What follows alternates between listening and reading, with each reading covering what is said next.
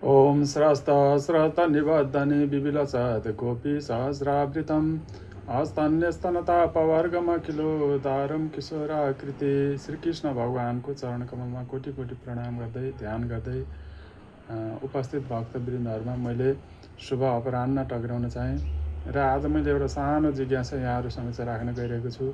स्वीकार गरिदिनु हुनको लागि आग्रह गरेँ। मेरो जिज्ञासाको प्रश्न यस प्रकार छ। भगवान कस्तो हुनुहुन्छ र भगवानले के गरिरहनु भएको छ भन्ने मेरो जिज्ञासा थियो।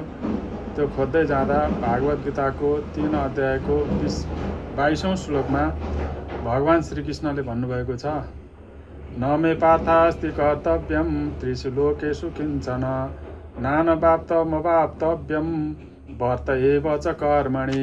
भगवानले भन्नुभएको छ, हे पृथापुत्र अर्जुनको माध्यमबाट हामी सबै प्राणीहरूको लागि भगवानले भन्नुभएको छ, मैले तिनै लोकमा गर्नुपर्ने कुनै कर्तव्य छैन। मेरो तिनै लोकमा गर्नुपर्ने कुनै कर्तव्य छैन। न त मलाई कुनै वस्तुको चाहना छ, न त मलाई कुनै कुराको आवश्यकता नै छ।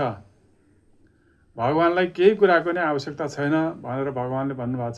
तैपनि म आफ्नो कर्तव्य कर्ममा लागिरहेको छु भनेर भगवानले भन्नुभएको छ। उहाँले कुनै इच्छा चाहना केही नभए पनि आफ्नो कर्तव्य कर्ममा चाहिँ म लागिरहेको छु। सबै प्राणीहरूले आफ्नो कर्तव्य कर्ममा लागिरहे मलाई प्राप्त गर्नुहुनेछ भनेर भगवानले भन्नुभएको वचन यहाँहरू समक्ष मैले प्रस्तुत गरेँ। हस्त, धन्यवाद।